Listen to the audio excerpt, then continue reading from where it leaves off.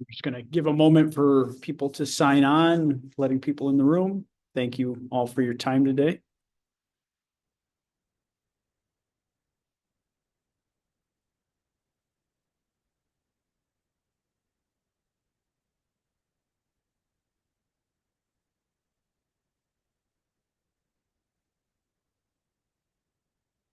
All right, we'll get started.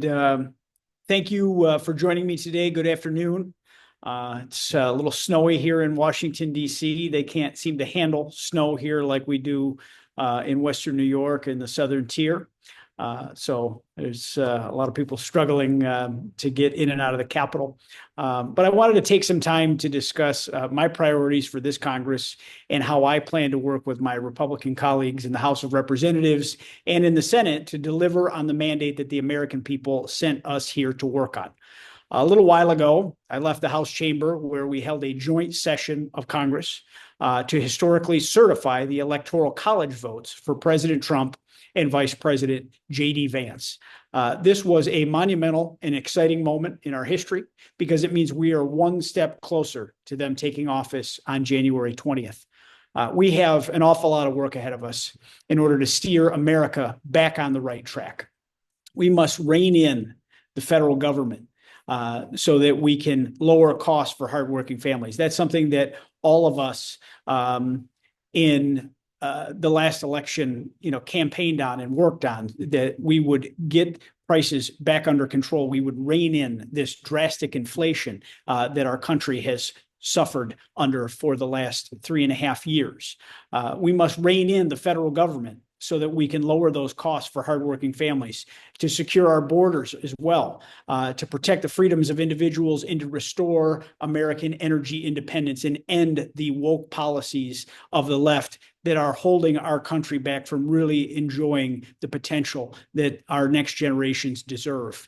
Last Friday, the 119th Congress was sworn in, and we stayed here to work through Saturday to map out our plan for swiftly enacting President Trump's agenda following his inauguration on January 20th, 2 weeks from today. With President Trump headed back into the White House and Republicans controlling the majority in both the House and the U.S. Senate, we have a historic opportunity to deliver real and meaningful change that the American people voted for. That is the mandate that the American people wanted. We have that both in the popular vote by a wide margin, as well as the Electoral College. And it's my sincere hope that there are some common sense proposals that we put forward, that even Democrats who want to heed the wishes of the American people, that they will come across the aisle and we can work in a bipartisan fashion to get the country going back in the right direction. But make no mistake, we are going to deliver with or without that bipartisan cooperation. We're not going to be bogged down by partisan games and witch hunt investigations that they use to try to derail the first Trump presidency. We are united and we are clear-eyed in our mission to deliver real change. There's a new sense of energy and urgency at the Capitol among my colleagues, and we are cooperating very closely with President Trump and the transition team to ensure that his first 100 days are hugely successful. If President Trump succeeds, it's very simple. America succeeds. I couldn't be more honored and excited to do this work on behalf of the residents of the 23rd Congressional District, and I'm very honored for their overwhelming support in the last election. And I take that very seriously, representing 9 counties in Western New York and the Southern Tier. Our vast district's even bigger in the 119th Congress. Now, as I said, it has 9 counties with the inclusion now of Tioga County to the east and part of Niagara County as well entering the district. And for the first time since 2018, New Yorkers have a Republican on the powerful Energy and Commerce Committee. I was elected to that committee several weeks ago. That will give our region a strong voice and a seat at the table on critical issues like energy, healthcare, manufacturing, and rural broadband initiatives. And nearly every piece of legislation on President Trump's early agenda will go through the Energy and Commerce Committee. And I'm thrilled that Western New York and the Southern Tier will have a seat at that table to tackle these issues that are so important to our region and to our nation. January 20th can't come soon enough. I'm very eager to get to work. My colleagues join me in that spirit. And even today, just 2 weeks before his last day in office, President Biden is inflicting harm on our nation's energy supply and driving up costs by restricting offshore drilling with more radical new Green Deal policies. That all changes immediately the moment that President Trump is sworn into office again. Under President Trump's leadership and with the help of a Republican majority in the House and the Senate, America can enter a new golden age of prosperity and strength. America can enter a new era of American energy dominance as well. But I really thank you for being here with me today. And now I will open the floor to questions. If you want to just do the raise your hand function, and we'll call on people. Don't be so shy.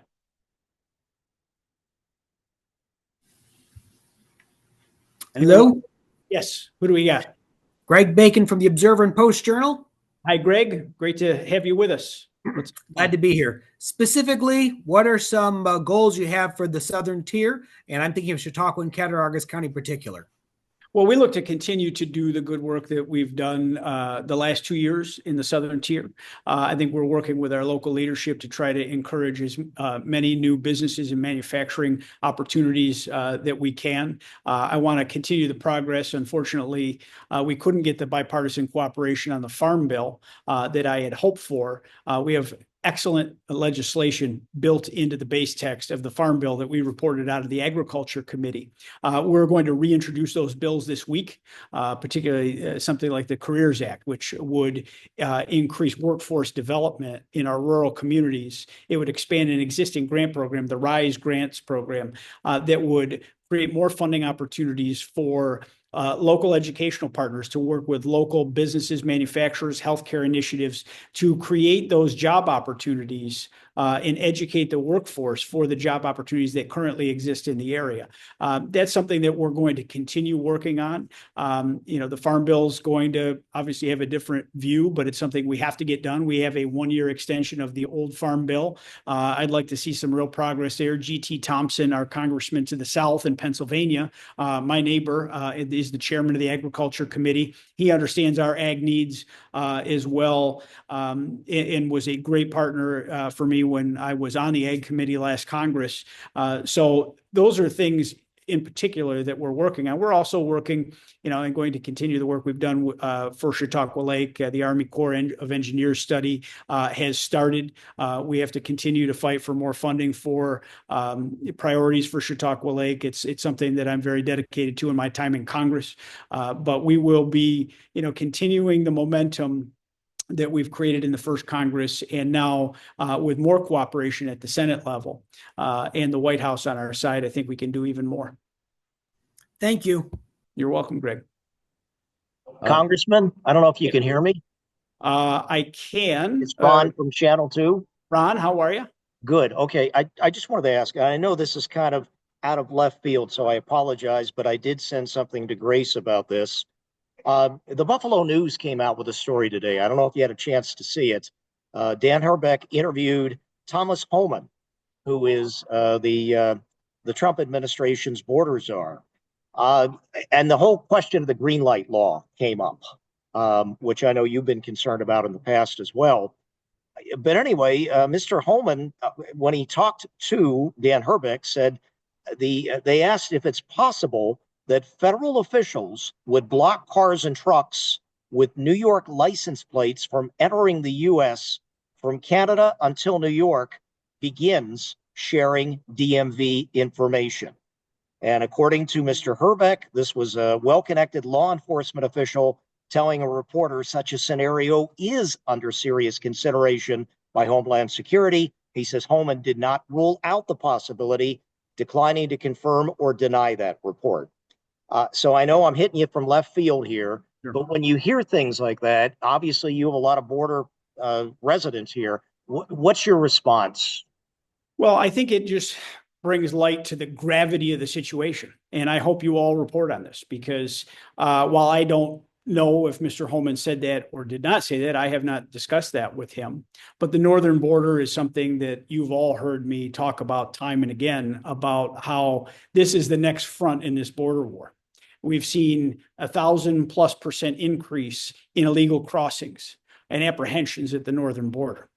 And New York State, because they insisted on a driver's license for a legal immigrant program and made that law in New York, and this needs a lot of attention, they have prevented federal law enforcement partners from accessing the New York State DMV database.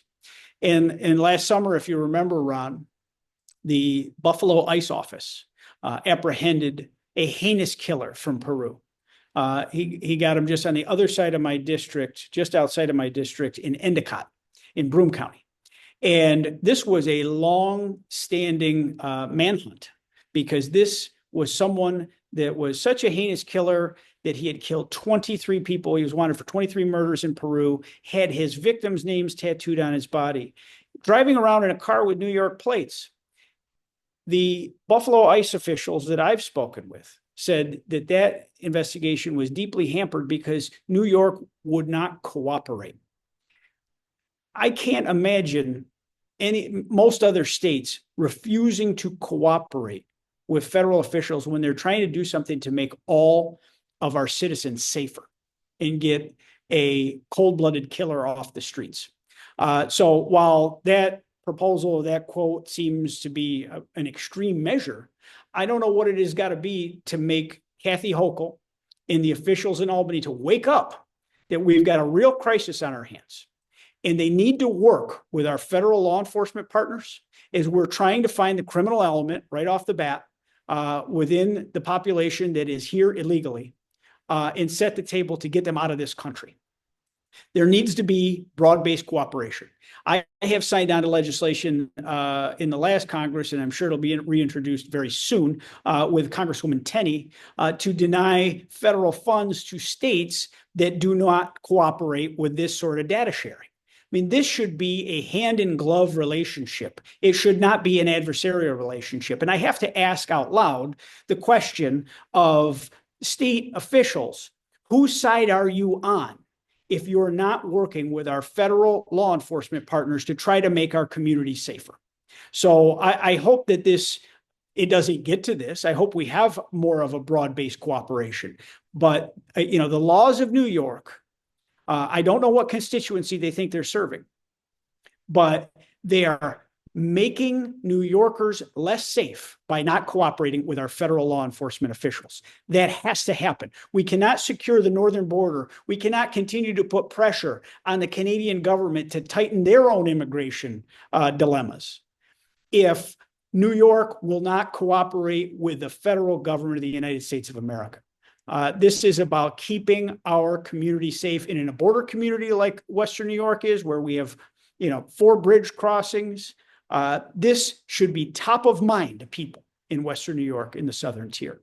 And I will continue to use any leverage I have in conversations to try to continue to push for that, because this is, it's an abomination that we have people that are putting their lives on the line to keep the streets safer, and they don't have the tools to know what car they're approaching because they can't run the tag. It's absurd.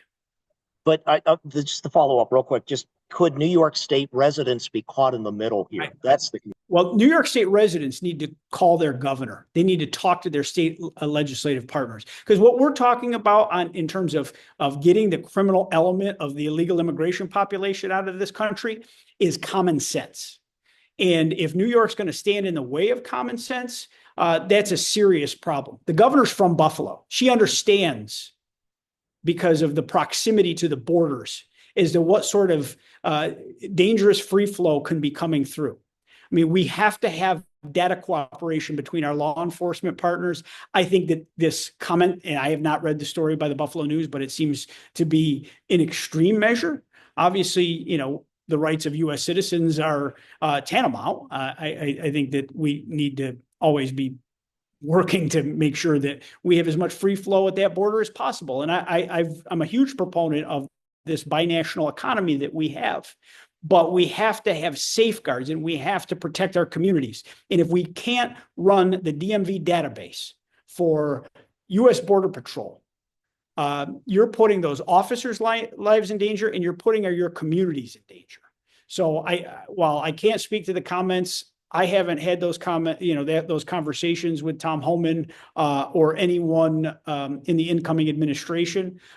There is going to be pressure on the state of New York to get with the program and understand what's on the line here.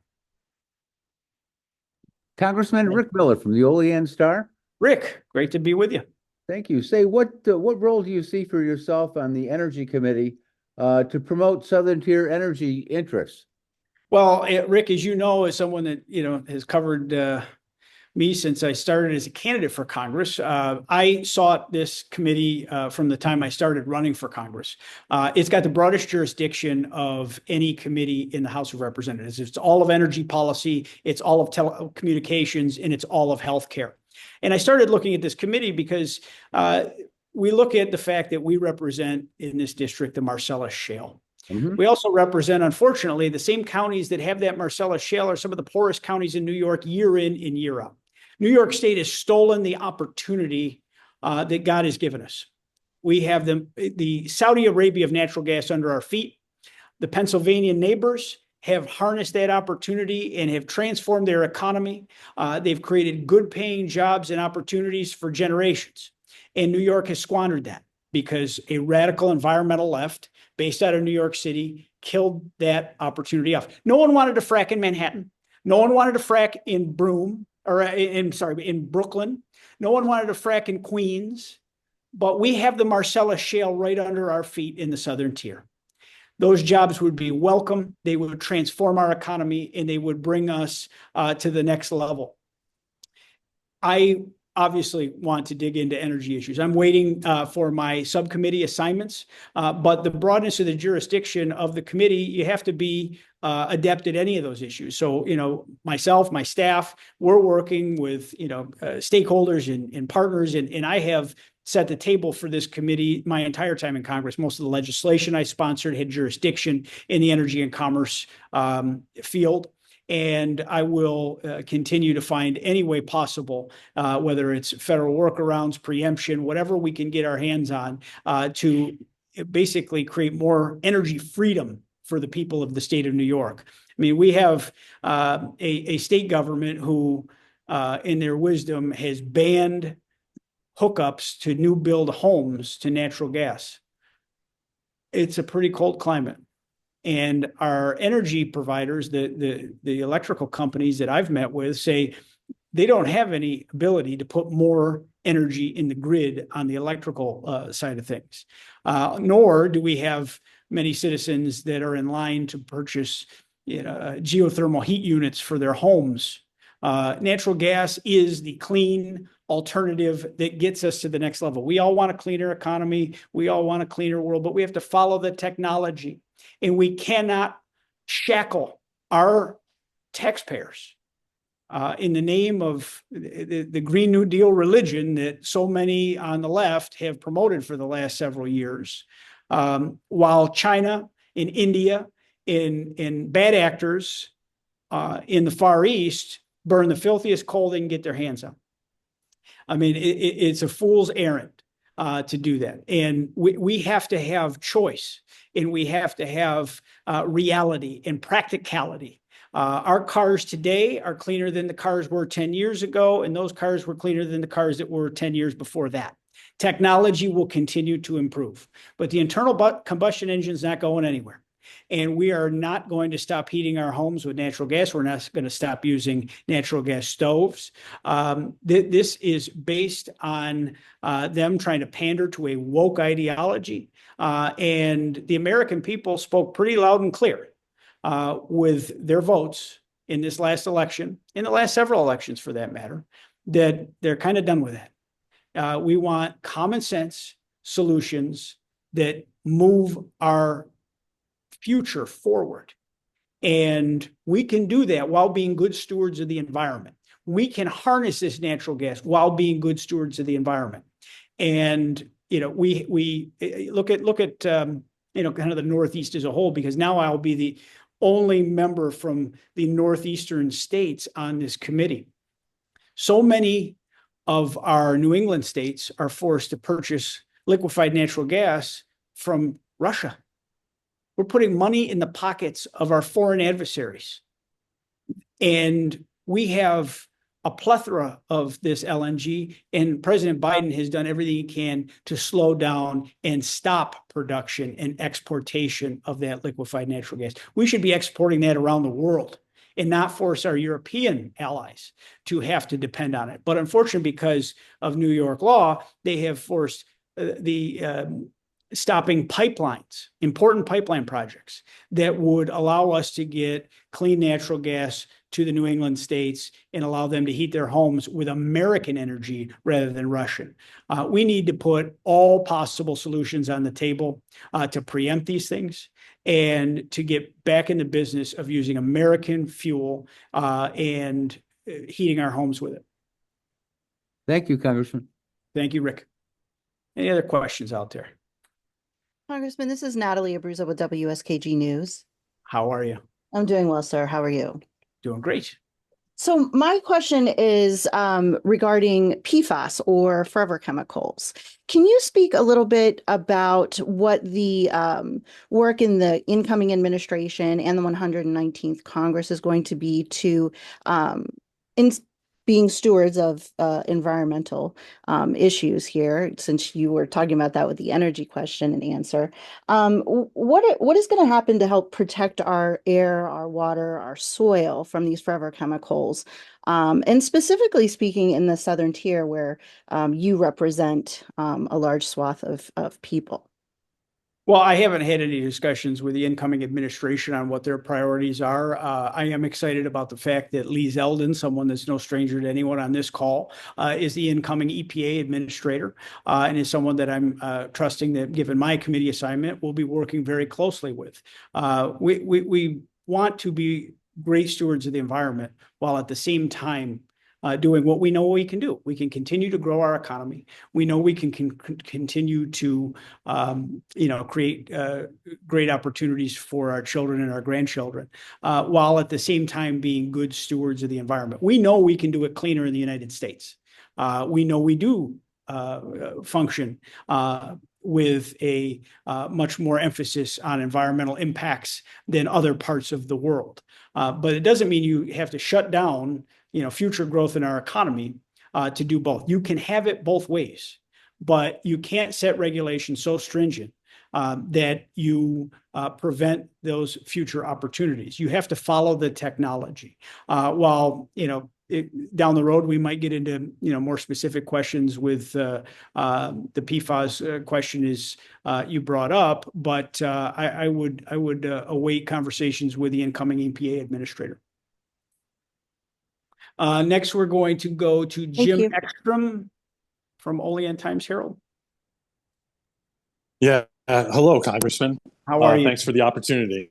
Yeah. Pleasure. I wanted to ask you for comment on the news just today regarding the pretty large funding that goes to West State Street in Olean regarding the reconstruction of that West State Street corridor.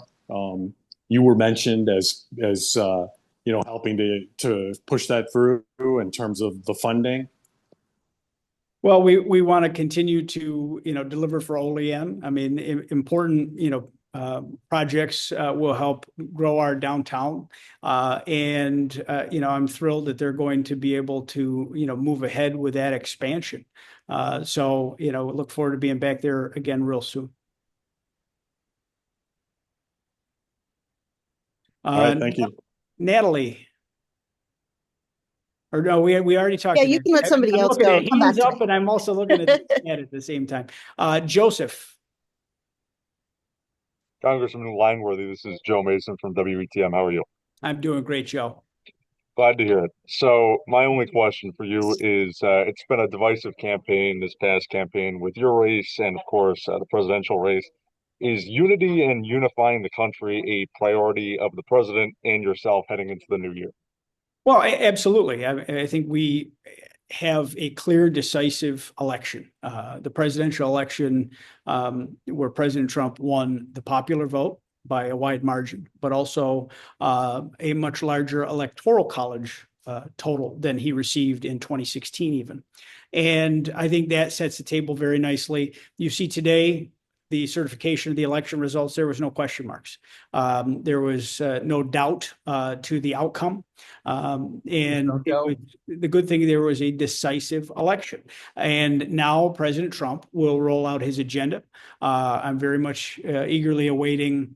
I'll actually be visiting with him at Mar-a-Lago on Saturday. As he's meeting with the New York delegation, and looking forward to his inaugural address as he lays out his vision for the first 100 days. But I also know that we've already gotten to work, and we are working through the budget reconciliation process, which is something that you can do with an incoming administration when all parties control the same majorities. And we spent the all day Saturday as House Republicans mapping out those priorities. And how can we get the country back on track? How can we get spending under control? We can't lose sight of the fact that we are now, as a nation, nearly $36 trillion in debt.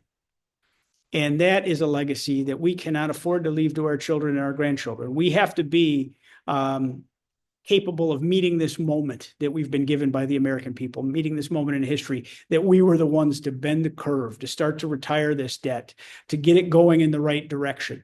I mean, we've had unbudgeted spending in the last administration that is almost unrivaled at a time that didn't include massive wars. And we're in an indebtedness now that is very similar to the indebtedness that we were in proportionately after World War II. And that is weighing down the U.S. economy and our potential for a brighter future. So we are going to take, those parameters into focus right away, and having to be good stewards of the taxpayers' dollar, to seal the southern border, to defend the northern border, to end the illegal immigration crisis in this country, and to get the economy growing again in a way where the American people feel it at their, the times that a husband and a wife are sitting at the kitchen table figuring out their bills. Because I don't care what statistic the administration under President Biden has put out there saying that inflation's come down. No one believes that. Metrics might have said that they've gone down. The growth in increases in pricing has curbed, but the prices are taking the middle class out of the game. They've been pinched harder than they ever have before. A trip to the grocery store is still a major economic moment in a family's month at this point. And that's something that we have to keep in mind always. And that's why I spend as much time as I do work in the district, because you have to stay in touch with the people that sent you here to do the job. So we have a huge charge to keep. And I know President Trump is laser focused on achieving the promises that he laid out for the American people. We need to, continue on the Tax Cut and Jobs Act that President Trump enacted in his first term. We have to renew those tax provisions and make as many of them as permanent as possible. There's nothing that would be a bigger wet blanket on this economy and our nation's growth than a double-digit tax increase.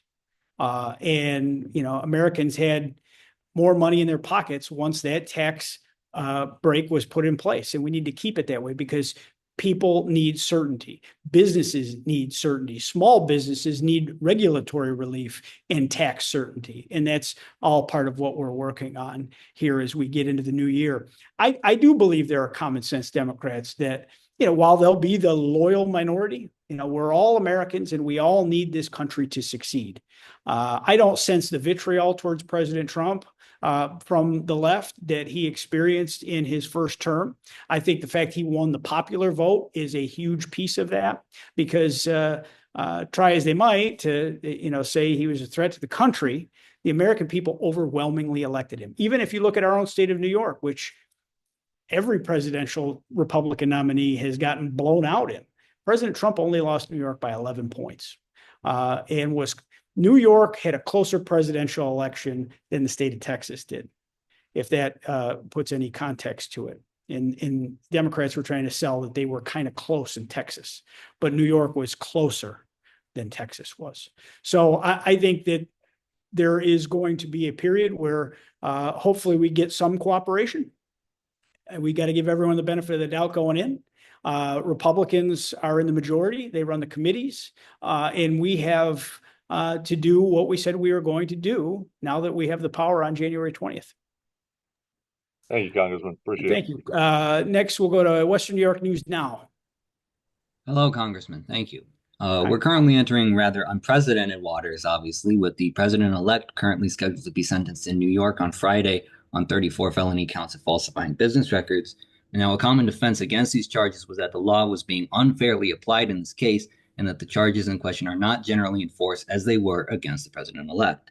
Do you agree with the argument that there are extant laws that are not meant to be prosecuted? And if so, do you intend on using your position as a lawmaker over these next couple of years take action on removing any such laws to prevent their misapplication? Well, as you get into that case that Alvin Bragg prosecuted against President Trump, there's no other American that would have faced that trial. It was a kangaroo court. It was a rigged system. They said a jury that President Trump could not get a fair shake. They wouldn't entertain any ideas to move it out of Manhattan. This was set up so that they could declare President Trump was a convicted felon. But guess what? The American people didn't care. They saw right through the political shenanigans that went on. And Alvin Bragg is someone that won't prosecute violent crimes committed against citizens of Manhattan, but he spent millions of dollars in taxpayer resources prosecuting and persecuting the next president of the United States. What should happen here is Kathy Hochul should do the right thing in the name of unity for the American people.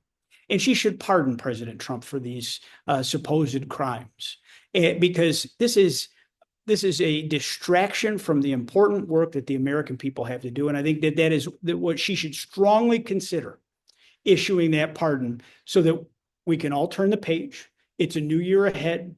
There can be a bipartisan cooperation. The American people fully believe that it was a hyper-political case that was done so to politically harm the now president-elect. And there's only one person that has the power to make that go away, and that's Kathy Hochul. So I know she got on the phone with President Trump within days of him being elected and said she wanted to work together. A great way to show that New York wants to work together would be for her to use her powers to shut this down, because the Manhattan DA's office is an embarrassment to the people of the state of New York. They refuse to do what's right in terms of law and order, in terms of protecting citizens against crimes on a daily basis in that city. Alvin Bragg came into office with a memo listing all the crimes they would no longer prosecute in Manhattan, crimes that are on the books. Yet they found outlandish charges to draw against the now president-elect. So I hope Kathy Hochul will listen and will do what's right and pardon President Trump for these actions. I think we've only got one more hand up, and that is Chris. Hi, Congressman. Do you see any opportunities to support the rail industry in the new Congress? Obviously, the district has Alstom and Hornell and the new Siemens plant planned in the Elmira area. So just any transportation initiatives that could boost those workforces or those projects in particular? Well, there's an awful lot of unspent money in the bipartisan infrastructure bill that President Biden enacted in his first term. The one thing that I think even the Biden administration would probably admit that they've failed on is getting a lot of those projects moving and out the door. In the Siemens plant that is manufacturing those rail cars, that's part of that initiative. But we've got to have good projects that are common sense, and hopefully some of those monies that are unspent can be used in ways to move our infrastructure forward in a permanent basis. Our rail infrastructure on a passenger level in our state is an abomination. I mean, it is not something that upstate New Yorkers, use widely, because it's not predictable, it's not fast, it's not efficient, and it's not really cheap. If you need to go somewhere, it takes longer to go by rail. There's not a lot of support for that across upstate New York, but it's a critical industry to move our cargo and move our products and manufacturing needs. So I think we have to strengthen our rail infrastructure any way we can. And I'll be prepared to do that on a common sense basis. Thank you. Thank you. Any other questions? Yes, Congressman, it's Natalie Abruzzo again with Hi. WSKG. Hello. So I have a two-parter, but it's about something that you recently put out, and it's about the new caucus, the Make America Healthy Again caucus. So I was wondering if you could talk about the work that it will provide that it will do to provide better rural health care and high quality food, and what exactly does that mean? Does that mean continued funding of the SNAP program and programs like the SNAP program or other opportunities and what they are? And then the second part of it really is, how will you bring this back to the Southern tier, and what is that timeline going to look like?